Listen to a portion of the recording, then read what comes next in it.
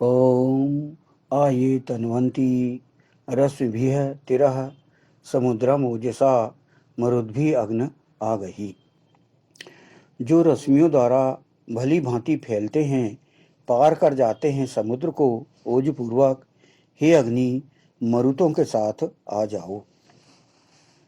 यह मंत्र ऋग्वेद के प्रथम मंडल के 19वें सूक्त का यह अष्टम मंत्र है और इस मंत्र के ऋषि हैं भगवान मेधातिथि महिवत कांड। और इस सूक्त में कुल 9 मंत्र हैं। 19वां सूक्त के संपूर्ण 9 मंत्र हैं और इस संपूर्ण सूक्त का देवता के वहाँ दिव्य विषय प्रकाश की ओर ले जाने वाला अग्नि और मरुत हैं। तो इस मंत्र अष्टम मंत्र का भी मुख्य विषय यहाँ पर अग्नि और मरुत ही माने जाएंगे। और इस मंत्र के छंद हैं गायत्री और स्वर है षड्ज। तो यहाँ पर जो 19वां सूक्त है, ये इस संपूर्ण सूक्त के जो 9 मंत्र हैं, यह मंत्रांश बार बार दोहराया गया है। कौन सा? मरुद्भी अग्न आगहि, अर्थात मरुतों के साथ हे अग्नि आ जाओ। तो ये 9 मंत्र में 9 बार बार दोहराया गया है।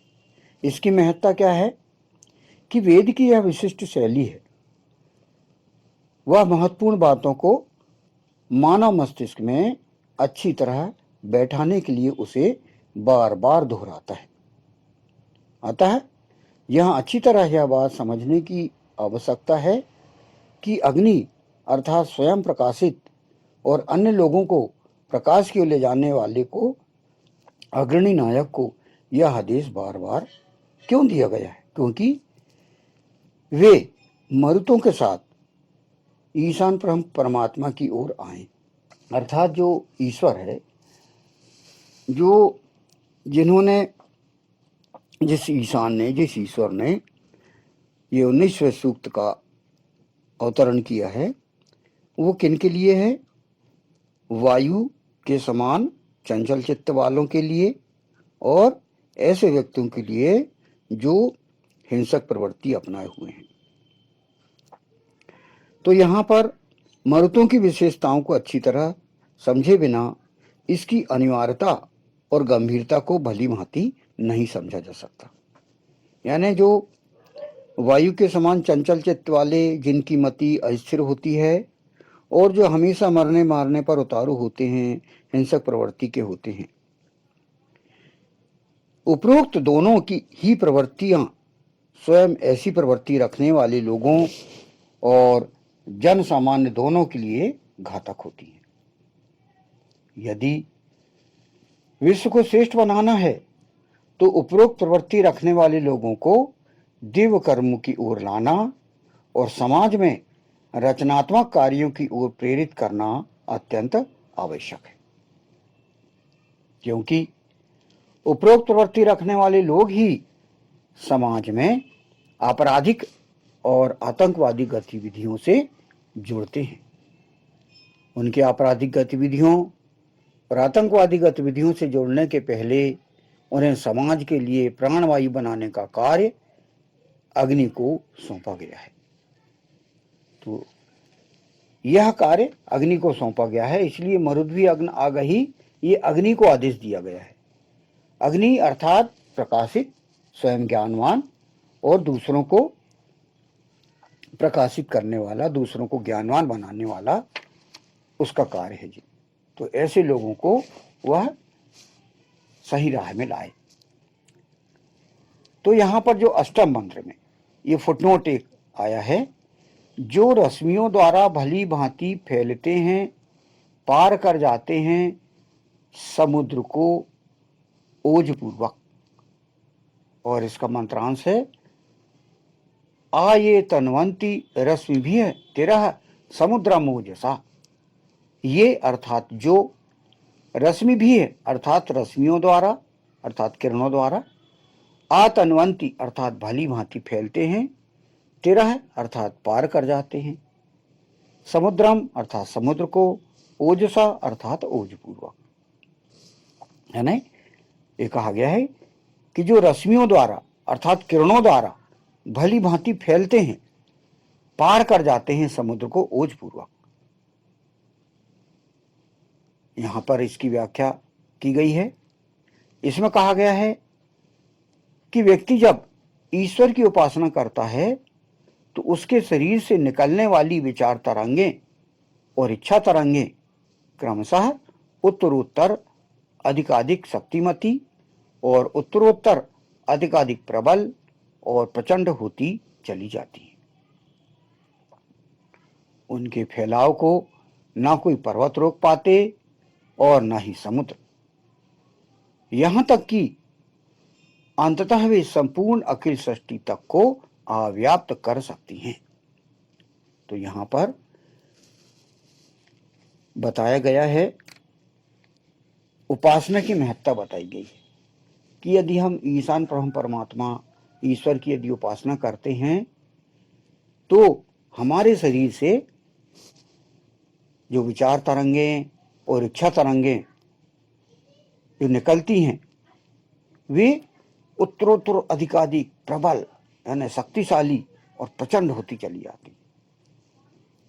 तो यहां पर उदाहरण दिया गया है कि भाई समुद्र को भी ओजपूर्वक यानी पर्वत रोक नहीं पाते और ना ही समुद्र। तो जैसे कि हम कुछ चित्रों में देखते हैं कि जब भगवान विष्णु, भगवान राम, भगवान कृष्ण के हम कहीं कहीं चित्र देखते हैं तो उनके पीछे से कुछ किरणें निकलती हुई फोटो में दर्शित रहता है। तो उसका वही कारण है, एक दर्शाया गया है कि उनके शरीर से किरणें निकलती हैं।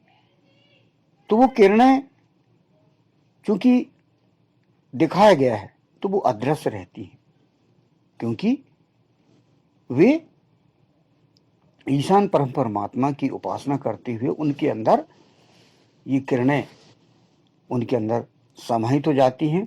और जब वे इतनी शक्तिशाली और प्रचंड होती हैं तो वे ना ही कोई पर्वत उन किरणों को रोक पाता और ना ही समुद्र। तो ईशान परम परमात्मा की हम पूर्णतः समर्पित होके यदि उपासना करते हैं तो ये फायदा होता है। अर्थात हमारी जो हम जो विचार करते हैं, हम जो इच्छाएं करते हैं, वे पूरे सृष्टि में फैल जाती हैं और अव्याप्त हो जाती हैं, संपूर्ण अखिल सृष्टि तक अव्याप्त हो जाती हैं विचार तरंगे और इच्छा तरंगे। और इससे हम अभीष्ट परिवर्तन भी ला सकते हैं। हम वैदिक व्यवस्था को अपनाए हुए हैं यदि और पूरी तरह से ईश्वर को समर्पित होकर हम उपासना कर रहे हैं तो हमें ये लाभ मिलते हैं। तो ये लाभ अग्नि उन मरुतों को बताए जो कि चंचल मनोवृत्ति वाले हैं और जो हिंसक प्रवृत्ति वाले हैं, तो उन्हें इसकी महत्ता समझाई गई है। बार बार यही बताया गया है कि वे ईश्वर की उपासना की ओर आए। मरुद भी अग्न आ गई, मरुद भी अग्न आ गई, ये इस 19वें सूक्त में बार बार 9 बार दोहराया गया है ताकि व्यक्ति के मस्तिष्क में पूरी तरह से ठुक जाए और वहां पर जब व्यक्ति उपासना की ओर आए तो उनमें ये लाभ उन व्यक्तियों को मिले। तो ईशान परमात्मा ये चाहता है कि लोगों का जीवन सुखी हो और उस तरीके से वैदिक व्यवस्था को अपनाते हुए अपने जीवन को सफल बनाए। वैदिक व्यवस्था एक स्वाभाविक व्यवस्था है जैसे व्यक्ति अपना के और अपना स्वयं का व्यक्तिगत लाभ उठा सकता है और पारिवारिक लाभ, सामाजिक लाभ और फिर विश्व और सृष्टि का लाभ भी इसमें समाहित है।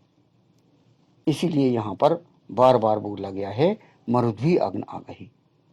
तो ऐसे प्रवृत्ति रखने वाले जो कि स्थिर मति वाले होते हैं, उनकी मतियों को स्थिर किया जाए और ऐसे जो हिंसक प्रवृत्ति वाले हैं उनको वेद की ओर लाया जाए, वेद की व्यवस्था की ओर लाया जाए।